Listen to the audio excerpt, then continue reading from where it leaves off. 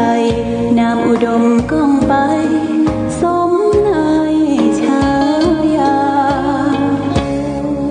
ก่อนเป็นวัดร้างโบราณสืบสาน2524พระมหาราชครูเกษราปัญญาปรมาติกาจารย์จากวัดดับภัยเชียงใหม่สืบสานเวลาผ่าน131 ปีนานไกลวัดพระบาทอุดมรุ่งเรืองงามตาเจ้านายบุญทาวงศาข้าหลวงพวงเชียงใหม่ปกครองหัวเมืองฟ้าทุ่มเทแรงกายแรงใจทุกชาติพันธุ์รวมใจรักษามัคคี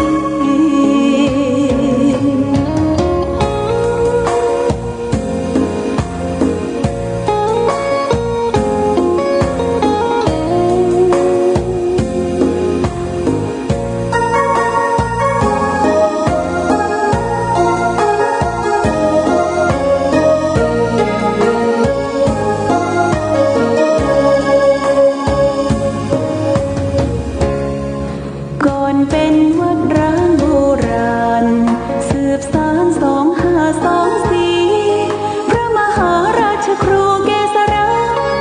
ปัญญาปรมาติกาจารย์จากวัดดับภัยเชียงใหม่สืบสานเวลาผ่าน131 ปีนานไกลวัดพระบาทอุดมรุ่งเรืองงามตา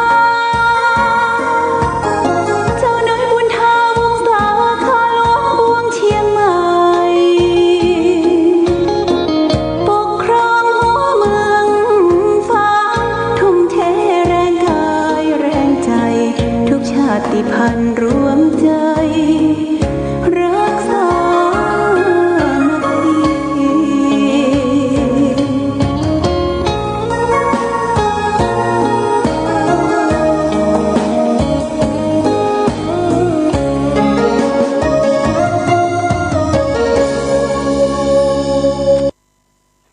เจริญสุขศรัทธาสาธุชนญาติโยมท่านพุทธบริษัททั้งหลายวันนี้รายการธรรมประทีปส่องต่างก็ได้มาพบปะกับพ่อแม่พี่น้องศรัทธาสาธุชนญาติโยมแห่งครั้งหนึ่งวันนี้เป็นวันจันทร์ที่21เดือนมิถุนายนพุทธศักราช2564ซึ่งตรงกับเดือน10เหนือเดือน8ใต้ขึ้น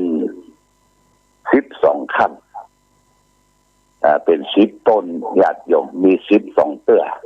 10หลังนี่ก็เดือนหน้าเนี่ยเดือนกรกฎาคมก็จะเข้าพรรษาเนี่ยวันที่24เป็นวันอาสาฬหบูชาเป็นวันเข้าพรรษาของพี่น้องเราชาวพุทธทั้งหลายผู้เจ้าประสงค์ก็จะได้จำพรรษาอยู่ในวัดวาอารามทบทวนไตรมาส3เดือนก็เป็นโอกาสที่ญาติโยมก็จะได้จำพรรษาร่วมกับผู้เจ้าคือได้ฟังเทศน์ฟังธรรมแต่ปีนี้ญาติโยมการเข้าพรรษานั้นก็โรคภัยไข้เจ็บที่ระบาดอยู่ในขณะนี้ก็คือโรคโควิด-19 ก็ยังบ่เจือจางเบาบางลงเตื้อเขาก็ต้องระมัดระวังคัดกรองเพราะว่าคัดกรองนั่นคือการไปวัดไปวาเปิ้นก็บ่ฮือมันจุ่มนุมกันและอยู่กันเนิ่นนานโครงการเข้าพรรษาประจำปีพุทธศักราช2564ทางวัดพระบาทอุดมนำบ่อสว่างเขาก็จะทำบุญภาคเจ้าญาติโยมนะ หากเจ้าทุกวันพระทำบุญตักบาตรก็ลวดฟังเทศฟังธรรม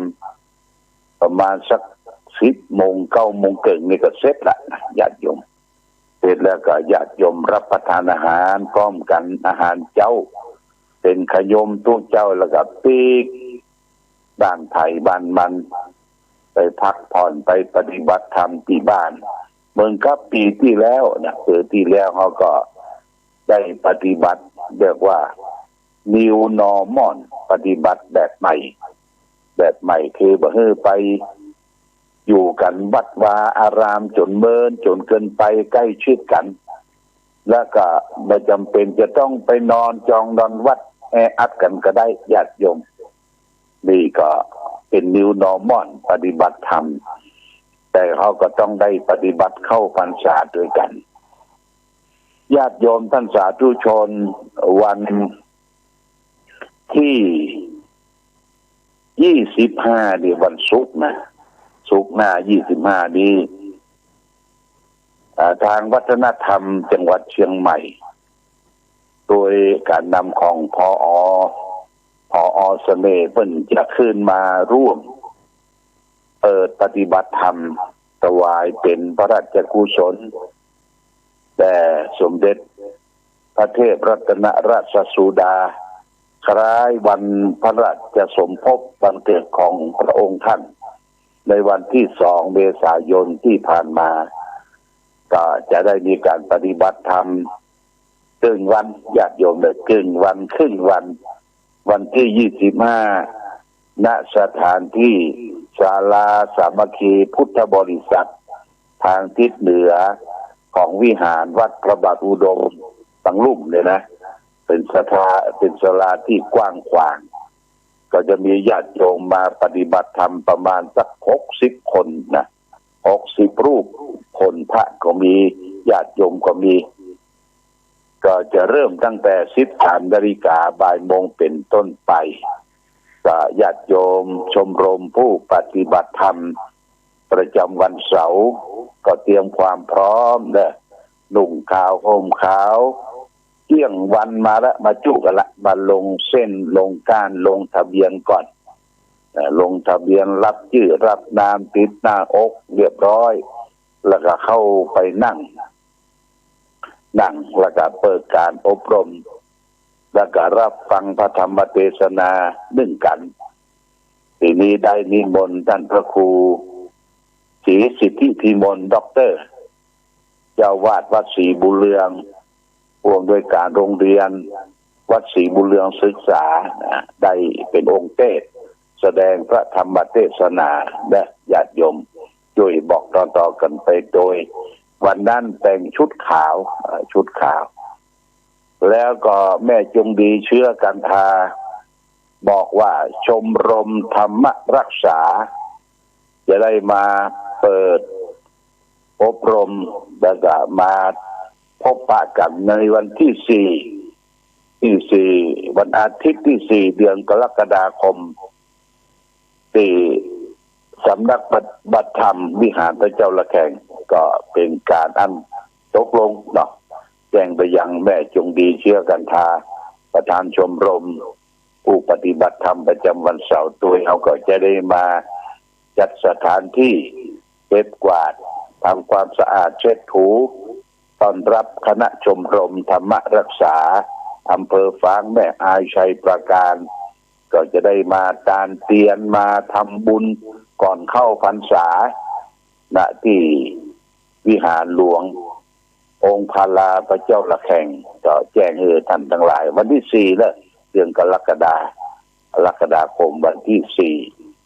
4วันนี้วันที่21ญาติโยมวันพรุ่งนี้วันที่22ก็จะมีการสำคัญก็คืองานพระราชทานเพลิงศพของแม่บุญเอื้อสุภาแสนได้ตั้งศพไว้ที่วัดเจดีย์หลวงนะเจดีย์หลวงก็คณะทางลูกหลานท่านผู้ว่า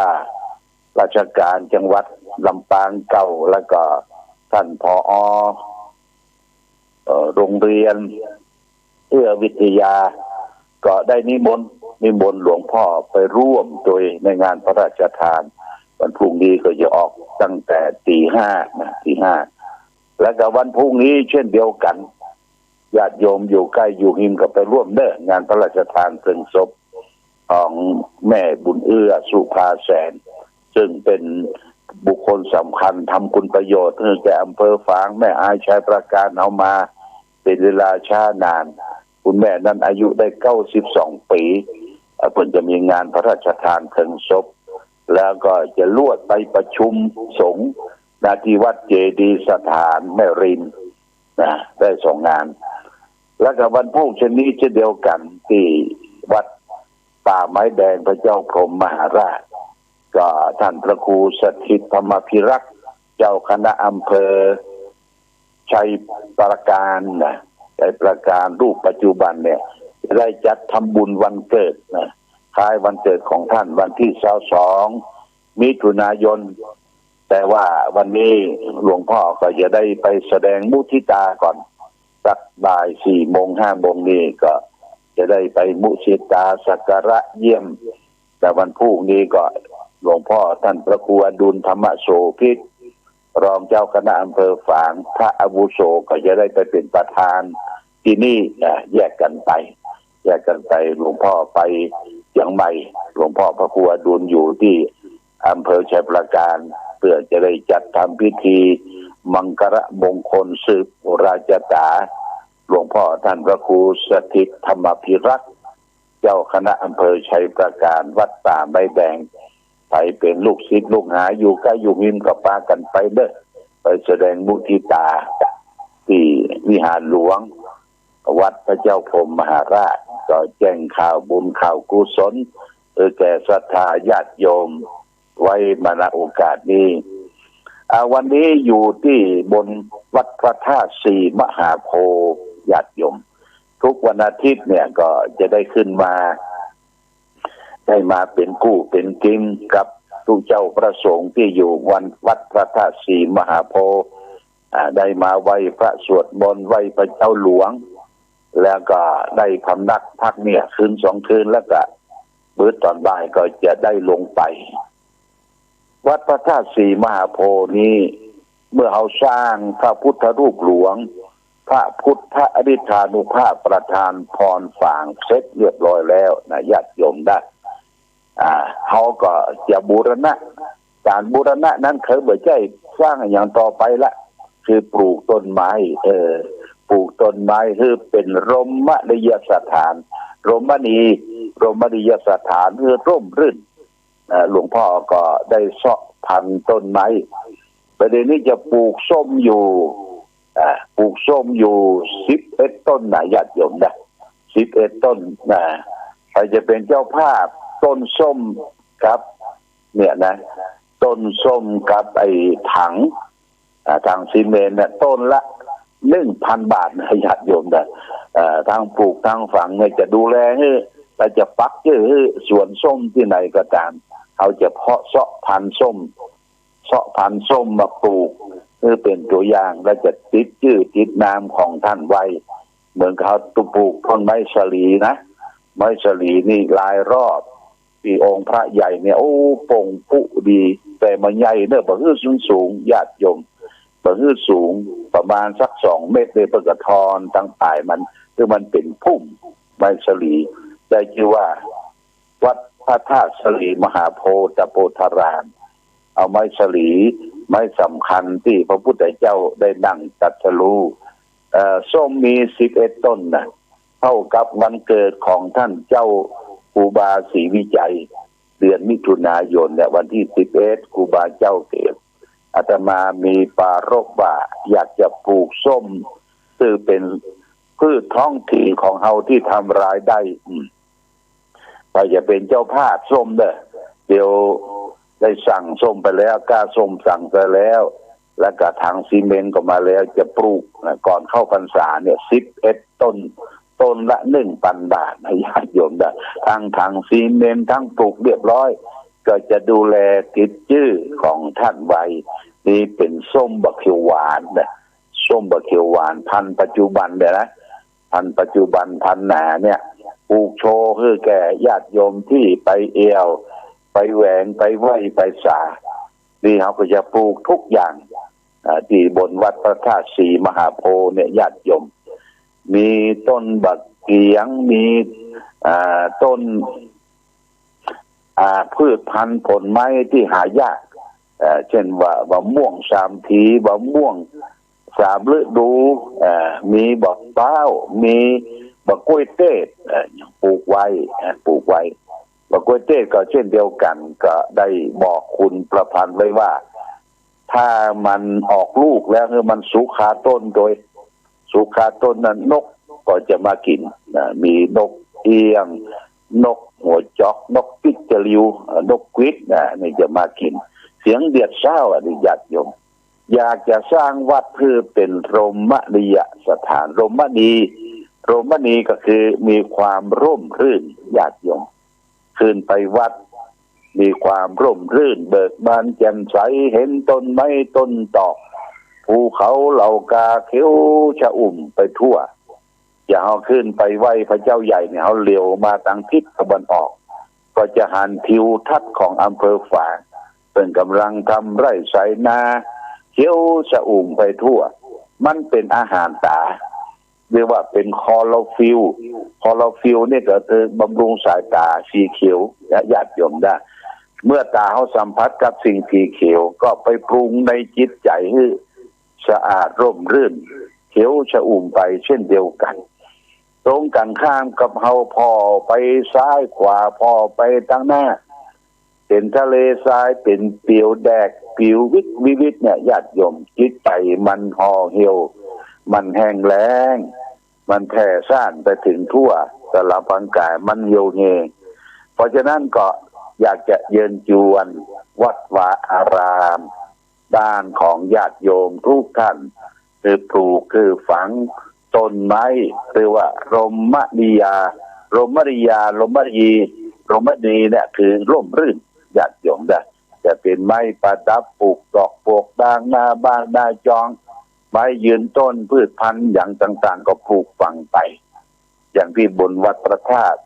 ศรีมหาโพธิ์พระธาตุม่อนปีนเอาเดิมเนี่ยญาติโยมทีนี้เอาก็อนุรักษ์รักษาก็คือไผ่ไปฟันไม้ตัดตอกอย่างต่าง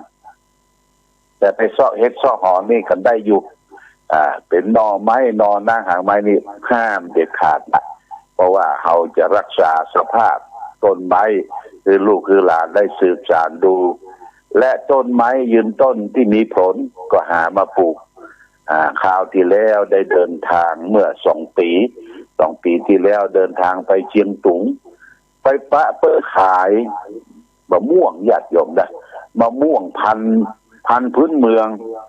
เพิ่นบอกว่าเอามาพุ่นจากพุ่นจากตองกีเมืองตองกีหลวงพ่อก็ซื้อมา2 กิโลนะแต่มันเป็นกลิ่นหอมญาติโยมหน่วยใหญ่กลิ่นหอมก็เอามาเพาะมาปลูกเป็นละ 2-3 ต้นแต่ยังไม่ได้กินลูกเตื้อปีหน้านี่คงหน่วยละที่บนวัดพระธาตุศรีมหาโพธิ์ญาติโยมนะคือรักต้นไม้รักธรรมชาติก็แสดงว่าเฮาฮักพระพุทธเจ้าของเรานั้นได้ประสูติใต้ต้นไม้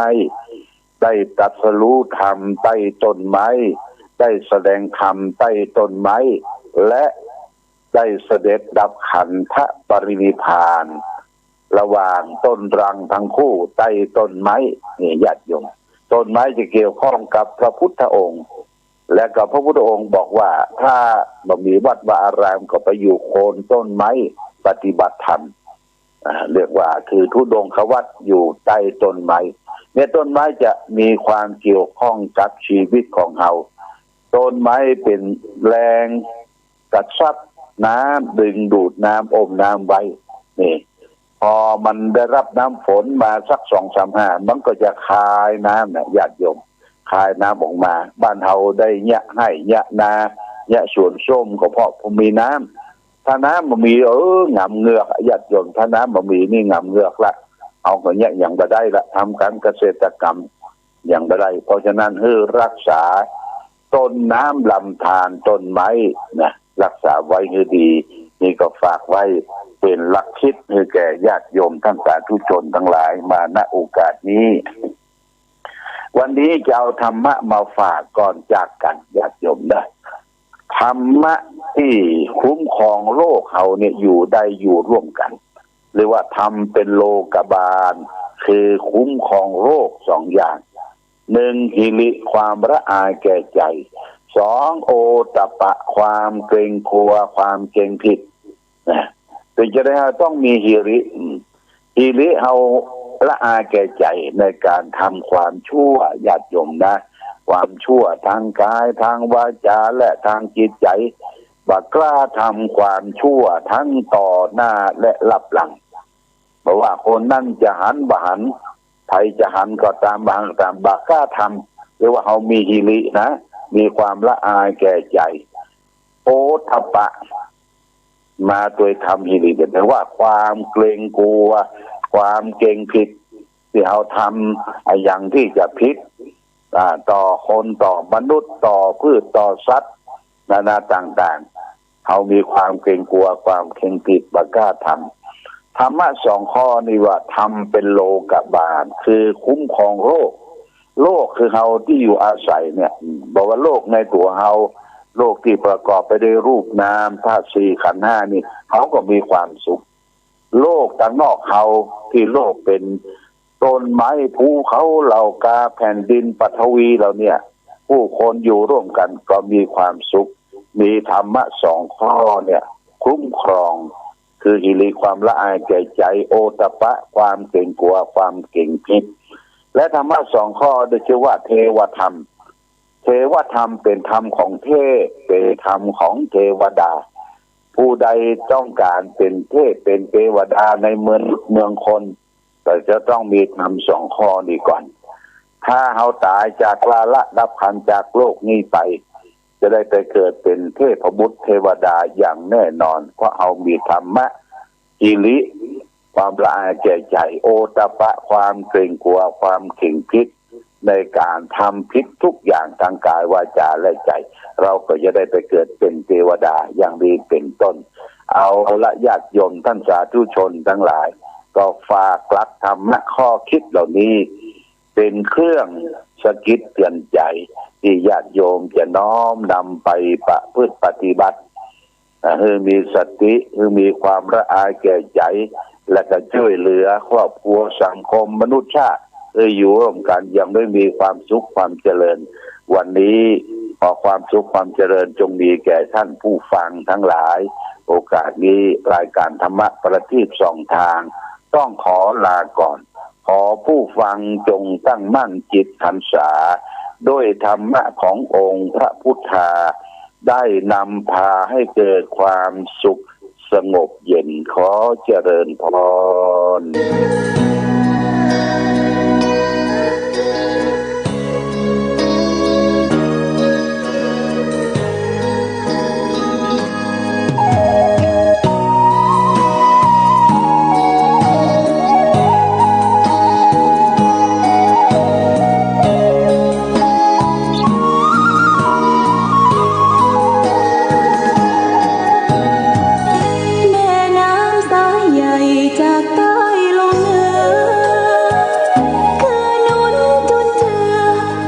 ชาเชื้